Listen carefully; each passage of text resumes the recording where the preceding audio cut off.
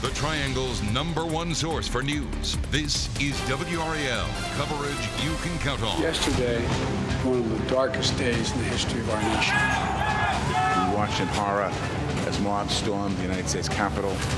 What I saw yesterday was something that brought tears to my eyes. My heart was broken. We are going to get through this together. Right now at 4, America suffered an unprecedented attack on its democracy during a deadly riot in our nation's capital. Today, calls are growing for President Trump's removal from office, including from Governor Roy Cooper, who just tweeted in the last 15 minutes. We have a team of reporters covering this story today in North Carolina and Washington, D.C. We'll get to those stories in just a few minutes. Hello and thanks for joining us. I'm Gerald Owens. I'm Lena Tillett. Two of our other top stories today. North Carolina shattering its record for coronavirus cases reported in one day with more than 10,000 new cases. That is 3 times the average new cases we had in mid-November. And we're also following a chance for snow tomorrow. Parts of the viewing area are under a winter weather advisory. WRAL meteorologist Mike Mays is in the WRAL Severe Weather Center with what we can expect. Mike? Well, Lena, this advisory just came out about 15 minutes ago. Encompasses a lot of the viewing area from Raleigh north to southern Virginia, west toward Alamance County, including Chatham, Lee, and Moore counties. That's Southern Pines, Sanford, all the way up to Warrenton, Henderson, also Oxford, getting over into Lewisburg and Roxborough, Durham, Chapel Hill. What we're expecting is a trace to as much as 2 inches of snow as the system moves on by. And we think it will happen in 3 stages. The morning stage, rain, maybe mixed with some wet snowflakes, could be light accumulation in our northern counties. Then we'll call the afternoon the lull. Drier, warmer air comes on in. So don't expect anything frozen at this point. But notice back toward Charlotte, that's our upper level low. That's the stage 3, where the upper level low brings down the freezing level. That's when we're more likely to see snow. There could be some bursts of snow, which may allow for 1, maybe up as much as 2 inches of snow. And then by midnight tomorrow night, the upper level low is moving out. The snow tapers off. The big issue, though, is the track of the upper level low. And where that goes, that would dictate who sees the snow and how much it would see. We're going to iron this out with Futurecast, Lena, coming up in less than 15 minutes. Mike, thanks so much. Back now to our coverage from the riot at the U.S. Capitol. North Carolina Congressman David Price is calling on Vice President Mike Pence to invoke the 25th Amendment in order to immediately remove President Trump from office. Meanwhile, Speaker of the House Nancy Pelosi is also calling on the Capitol Police Chief to resign. Today, the first person from President Trump's cabinet has resigned. Transportation Secretary Elaine Chao says she was deeply troubled by the entirely avoidable act at the Capitol. President-elect Joe Biden also spoke today about yesterday's events. Let's go to Mark Boyle in the Live Center for an update. Mark? Lena, you all mentioned at the top of the newscast about Governor Roy Cooper's tweet. That tweet came out just a few minutes before our 4 o'clock newscast, and this is how it reads. The president has betrayed our country and is therefore unfit to lead it. He should resign or be removed from office. That message from the governor of North Carolina within the past 10 minutes. Just before this, we did hear from President-elect Joe Biden. He spoke to the country and talked about what happened and unfolded at the Capitol yesterday, and also talked about the police response. Take a listen. No one can tell me that if had been a group of Black Lives Matter protesting yesterday, they wouldn't have been treated very, very differently than the mob of thugs that stormed the Capitol. We all know that's true. And it is unacceptable, totally unacceptable. And we continue to see change at the top level in the White House. Different people have been offering up their resignations. We expect that to continue. We're monitoring all the changes right here in the Live Center this afternoon. Back to you. Thank you, Mark. It has been a day for the nation's capital to catch its breath after the mayhem of yesterday. North Carolina's congressional members returned to their offices as demonstrators from the Triangle began to head home. But the police presence is still heavy all over the Capitol grounds. WRAL's Brian Mims is live in the shadow of the Capitol building to set the scene for us today. Brian? Gerald, 24 hours ago, the Capitol was a mob scene. This came after thousands of people descended on Washington to attend what was called a Save America rally to support President Trump. We have seen a few pro-Trump demonstrators around the Capitol grounds today. They have gathered peacefully, no problems, but you can see there is still a heavy police and National Guard presence. I spoke with a demonstrator from the Triangle who says the chaos of Wednesday never should have happened. As the rioters busted into the U.S. Capitol Wednesday, somewhere deep in the crowd on the steps was Michelle Morrow of Cary. She came with a small group from Liberty First Grassroots. She's attended 2 other pro-Trump rallies in Washington since the election, and she says an overwhelming majority of demonstrators never intended to enter and ransack the Capitol. What do you make of the people who stormed into the Capitol? Well, I disagree with them. I think that they completely kind of undermined the entire intention of all the rest of the million of people that were here. But she did say after Vice President Pence certified the Electoral College count, some in the crowd felt they had no other recourse. She says President Trump never incited anyone to violence.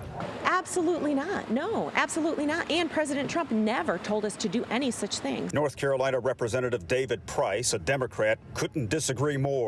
He says he hopes the turmoil of Wednesday will serve as a wake-up call to how dangerously divided the nation has become. I hate to say it, but it really is a fitting end to the Trump era, and there were many signs along the way that it would come to this. And we got 2 weeks to go with a very dangerous man in the White House. And Representative Price told me in no uncertain terms today that he thinks President Trump should not fulfill the rest of his term. He should be removed from office. I also spoke with Representative G.K. Butterfield, who says President Trump is clearly responsible for what happened yesterday by using incendiary words at his rally. He says those who vandalized the Capitol should be punished to the fullest extent of the law. Both congressmen say they hope the scenes of yesterday will shock the nation enough to create healing and unity. Gerald. We all hope so. Brian Mims, live in Washington, thank you. The D.C. Police Department has identified the 4 people who lost their lives yesterday. They are 35-year-old Ashley Babbitt. She's from Maryland. She died from a gunshot wound. 3 others suffered medical emergencies. 34-year-old Roseanne Boylan of Georgia, 55-year-old Kevin Greason of Alabama, and 50-year-old Benjamin Phillips of Pennsylvania. In addition to Congressman Price, North Carolina Congresswoman Alma Adams is also calling for President Trump's removal. Representative Adams also wants to see a formal investigation into the riot response by U.S. Capitol Police. WRAL Capitol Bureau Chief Laura Leslie spoke with her today. She joins us live now from Raleigh. Laura? Lena, Representative Adams is shaken up today, she says, but she's doing okay. She was actually on her way to the gallery in the House yesterday to take her vote, just as the Trump rioters were breaking into the Capitol building. Representative Alma Adams said she was turned around by security before she could enter the gallery because of the breach. She said members who had already gone to the gallery to cast their votes were trapped as rioters beat on the 3rd floor doors to the chamber.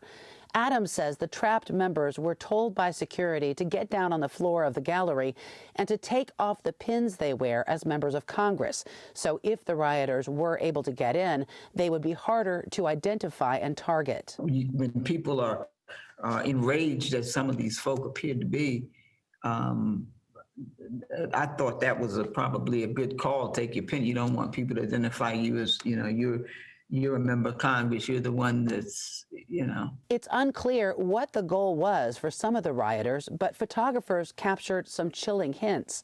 Images taken by photographers for the Associated Press and Getty showed some rioters carrying bundles of zip ties as they roamed the chamber and the Capitol hallways.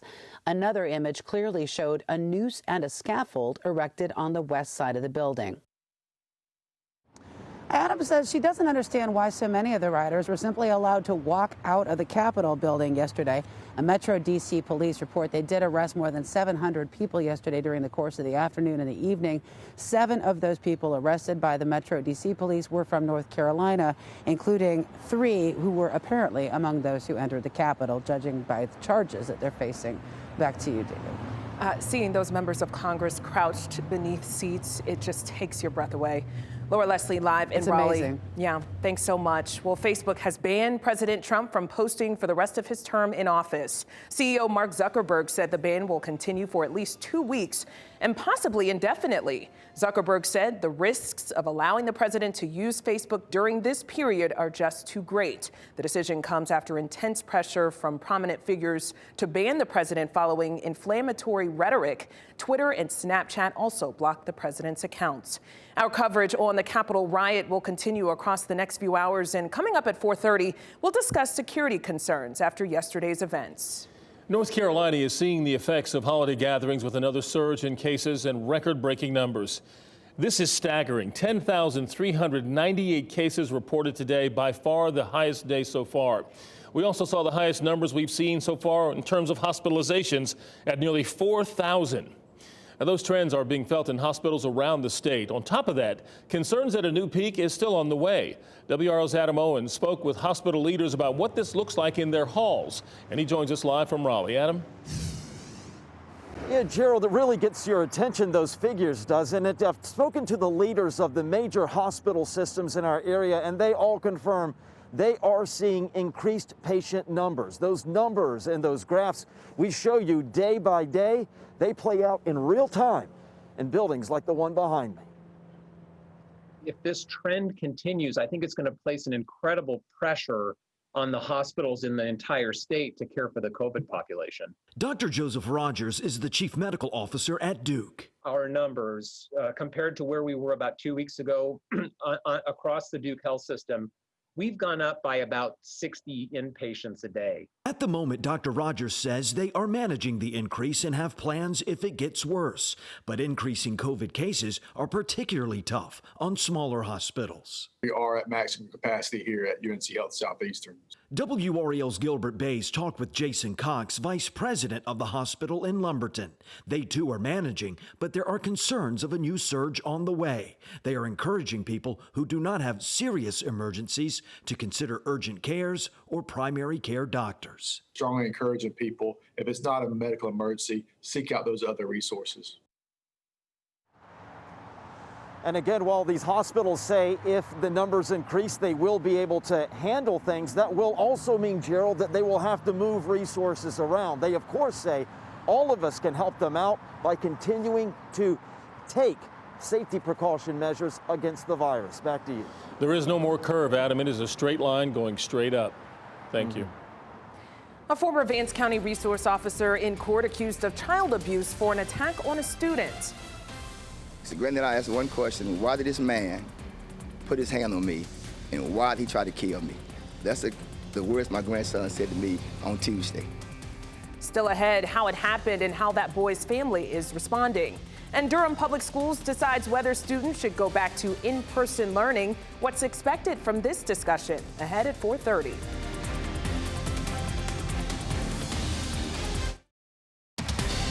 You're watching WRAL News. Durham police need your help to find the person or persons responsible for a deadly shooting. This is video of the scene. Officers found a man's body lying in the street near the intersection of Crowell Street and Wintergreen Place around 2 o'clock this morning. So far, they haven't released the victim's name, and no one has been arrested. A third person has died after a house fire in Durham Tuesday. A fourth person was seriously hurt.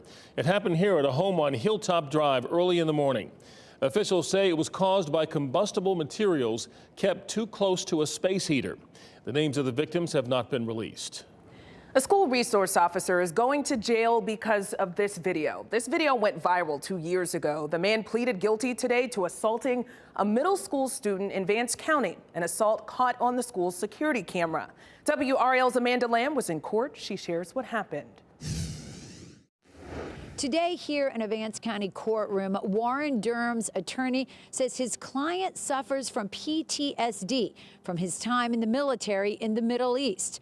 But the victim's family says they're not buying his apology. His apology was weak, it was not sincere, and it did not come as hard. The victim's grandfather, Pastor John Miles, says there's no excuse for anyone, especially a school resource officer, to hurt a child. Granted, I asked one question: why did this man put his hand on me, and why did he try to kill me? Security footage from Vance County Middle School on December 12, 2019 shows Durham slamming the then 11-year-old boy to the ground twice and dragging him down the hallway by his shirt.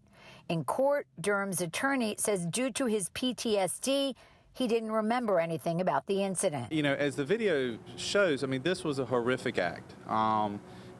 We, you know, no matter what any alleged provocation, nothing could rise to the level of what we saw. Durham was sentenced to active time. He will serve 55 days in the county jail beginning January 18th. Amanda Lamb, WRAL News, Henderson.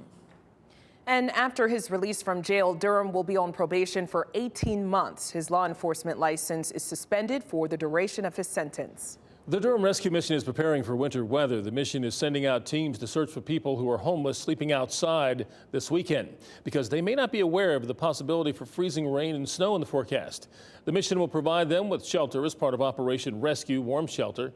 The group plans to continue seeking out people in need through Tuesday morning. Meteorologist Mike Mays joining us now from the WRAL Severe Weather Center. As you look at the DBAP, of course, not playing now. But Mike, what are the critical hours here and where are the critical areas? I think the critical hours will be tomorrow evening from 6 o'clock till probably about midnight tomorrow night. That's when our upper level low shifts in. We're going to show you hour by hour how this sets up. And there may be some hazardous travel. And I want to show you what we may end up seeing tomorrow. A little bit of the white stuff. This is Sugar Mountain Ski Resort here. That's Grandfather Mountain off in the distance and looking rather beautiful. They got the snow guns going, but they're definitely going to see snow in their forecast 4 to 8 inches of snow. Winter storm warnings extend as far east as now the Triad. That includes Randolph County, Guilford County, Forsyth County, Davidson County. They're talking about 2 to 3 inches of snow there. For us, we showed you this at the top of the newscast. A winter weather advisory has been issued for parts of the area for the Sandhills through the Triangle up into southern Virginia. A wet snow is possible, a trace to as much as 2 inches possible. If we get some bursts of snow, it could get up to 2 inches, maybe more in some spots. Now, we've watched the clouds build throughout the afternoon. Notice the sky over Chapel Hill pretty much cloudy right now, but we had a beautiful start to the day. And temperatures are in the 40s, 46 in Raleigh, 49 Fayetteville, 43 right now in Roxborough. And the evening planner, the clouds continue to thicken. No precipitation, 38 by 11 o'clock with a full overcast at that point. So here's what we'll call our precipitation timeline. And it happens in stages, as I showed you at the top of the newscast. In the morning, we have an 80% chance of precipitation, dying down during the afternoon to about a 30% chance, upping to about 80% chance with the upper level low in the evening. And then tomorrow night, once the upper level low moves out, precipitation chances drop. All because of this. The system is intensifying. We see what's now becoming a cutoff low, a cold pocket of air aloft. And with the upper level low, you think of low pressure in 3 dimensions as a bowl. And with that, the freezing level gets lower to the ground. So that allows the snow that's developing aloft to make its way to the ground. So tomorrow morning, as we start at 4 a.m., we have the rain move in. And it may be able to tap in on evaporative cooling to help some wet snowflakes mix in, maybe some sleet pellets. But if there's any accumulation, it would probably be up in the northern counties in the morning. So be careful if you're traveling in the morning. Elizabeth will be here starting at 4:30 monitoring all this. And at noontime, there may be a mess still up to the north, but everybody else is drying out at this point. And for the better part of the afternoon, it may end up being dry until our upper level low shifts in. You can see the streamline showing the circular pattern of the upper level low. It's that cold pocket of air aloft. And I have to stress the track of the upper level low will dictate the swath of snow we see and perhaps the totals as well. So if the upper level low is a little farther north, then it would be the northern counties that get it. If it's a little farther south, it may be more of the southern counties. So this is something we're going to have to track hour by hour. But notice the temperatures are cold, running in the 30s. At 11 o'clock, we're still seeing some snow, could be some bursts, and you folks in the southern counties should get a little excited if this verifies, because you could get some snow and then it exits by 2 a.m. Saturday morning. So we're going to watch to see how all this develops during the day tomorrow. Could be a little exciting. Now, we lowered the high to 38, the morning low Saturday 30, so what's left on the roads could be icy in the morning on Saturday. Weekend looks great, mostly sunny, and then by next Tuesday, Gerald, we could get a little bit more rain, the high then about 49, but tomorrow certainly is the day to watch. Kat's going to have more about town-by-town snowfall potential coming up in the next half hour. I know you and Kat will be watching this very closely. Thank you, Mike. Still ahead, questions looming about security concerns in the nation's capital and here in Raleigh after what happened yesterday. Still ahead, how state officials are preparing for possible protests this weekend. And democracy under attack, the historical covers published today after the deadly riot.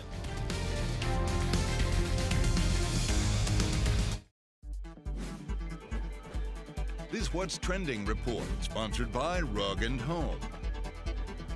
Time magazine's new cover depicts the chaos that erupted on Capitol Hill when pro-Trump extremists stormed the building. The image shows Capitol Police guarding the House chamber here on Wednesday as the mob of Trump supporters tried to break in. And these images have been replaying all around the world. Supporters, of course, said they did not want Congress to certify President-elect Joe Biden as the next president of the United States, but Congress still was able to early this morning. It reminds me of that lasting image when Ronald Reagan was shot and the officers are down, the Secret Service down on the knee and down on the ground. with everybody guns drawn and that kind of thing. It's something you'll never forget. Absolutely. You'll never forget the image. It's an historic image for sure. NBA players took a stand by taking a knee for social justice last night. Off the opening tip, the teams both take a knee in their continuing tribute to social justice. Players from the Pistons and the Bucks showed their support of social justice in Milwaukee, while players from the Toronto Raptors and Phoenix Suns formed a circle of unity with team staff and officials in Phoenix. The tributes follow the decision by a top prosecutor in Kenosha, Wisconsin, not to bring charges against the police officer who shot and wounded Jacob Blake last August. All right, to something much lighter now. Move over Popeye's chicken sandwich. KFC now wants into this fight. The newest menu addition will replace the crispy Colonel sandwich in an effort to gain an edge over its rivals. The sandwich will be available today in select restaurants across the country. By the end of February, it will be available nationwide. McDonald's also says it plans to roll out new chicken sandwiches in February. This is unpopular for me to say, but I still have not even tried the Popeye's chicken sandwich. And people are like, are you crazy? Have you tried it yet? Yeah, I have, and I wasn't impressed. You weren't impressed? No. Huh. And you know what bothered me is when they ran out of buns. It said, bring your own bun. Come on, are you kidding me? Well, I think there are plenty of buns now. I need to try KFC. All right. Coming up, the security concerns after yesterday's events in the nation's capital, the changes happening in Washington and right here in Raleigh. Plus, what exactly did President Trump tell supporters before yesterday's chaos? We'll show you some of his speech coming up. Then at 6, WRAL investigates ways to clean your indoor air of COVID-19 or the virus. Hear from an air quality expert on high-priced technology as well as cheaper and easier solutions. And as we head to break, a look at how the stock market performed today.